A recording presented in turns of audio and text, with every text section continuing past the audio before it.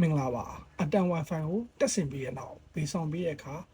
အတန် Power application ကိုအသုံးပြုပြီးတော့ data တွေဖုန်းခေါ်ဆိုဝင် minute တွေ SMS တွေကိုဘယ်လိုရယူရမလဲဆိုတာကိုကျွန်တော်လုပ်ပြပေးပါမယ်ကျွန်တော် video နဲ့အတူလိုက်ကြည့်လိုက်အောင်ပထမဦးစွာကျွန်တော်တို့အကောင့်ကိုနှိပ်ပါပြီးသွားရင် register လုပ်ထားတဲ့ဖုန်းနံပါတ်ကိုထည့်သွင်းလိုက်ပါကျွန်တော်ကတော့ကျွန်တော်ဖုန်းနံပါတ်ကျွန်တော်ထည့်ပါမယ်ပြီးရင်ဒါလေးကိုနှိပ်ပါ login ကိုနှိပ်ပါOTP ကိုအတန်ဟုံးကနေပြီးတော့ကြားလာပါလိမ့်မယ်ကြားလာတဲ့ OTP ကိုပြန်ထည့်ပေးရပါမယ်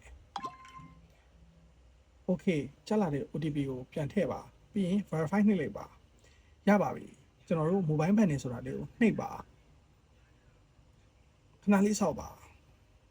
ပြီးရင်ကျွန်တော်တို့ဒီထဲမှာဖုန်းနံပါတ်တွေထည့်ပြီးတော့ယူလို့ရပါတယ်ဒီမှာပါ2024 MB 100 minute 3 SIM card အဲ့ဒါရပါမယ်ကျွန်တော်တို့ရယူလို့ရမှာဖြစ်တဲ့အတွက်အခုပဲဝင်ယူလိုက်ပါကျေးဇူးတင်ပါတယ်ခင်ဗျာ